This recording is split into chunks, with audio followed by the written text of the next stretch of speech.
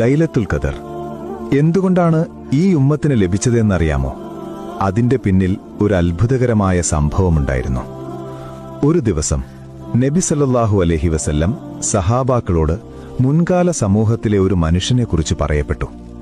അദ്ദേഹം അല്ലാഹുവിന്റെ വഴിയിൽ 1000 മാസം പോരാടി.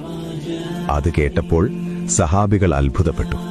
കാരണം മുൻകാല ജനങ്ങൾക്ക് വളരെ നീണ്ട ആയുസ്സുണ്ടായിരുന്നു.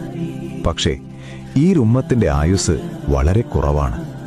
അപ്പോൾ നബി സല്ലല്ലാഹു അലൈഹി വസല്ലം ഈ ഉമ്മത്തിന്റെ കാര്യത്തിൽ ചിന്തിച്ചു, എങ്ങനെ ഈ ഉമ്മത്തിന് അത്രയും നന്മ നേടാൻ സാധിക്കും?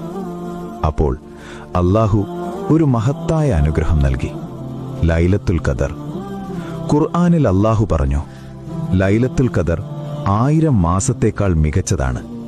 അതായത് ഒരു രാത്രി സത്യസന്ധമായി ഇബാദത്ത് ചെയ്താൽ 83 വർഷത്തെ ഇബാദത്തിന്റെ പ്രതിഫലം.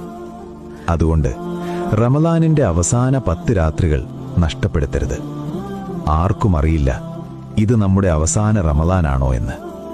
അല്ലാഹു ലൈലത്തുൽ ഖദർ നമുക്ക് നൽകട്ടെ. ആമീൻ.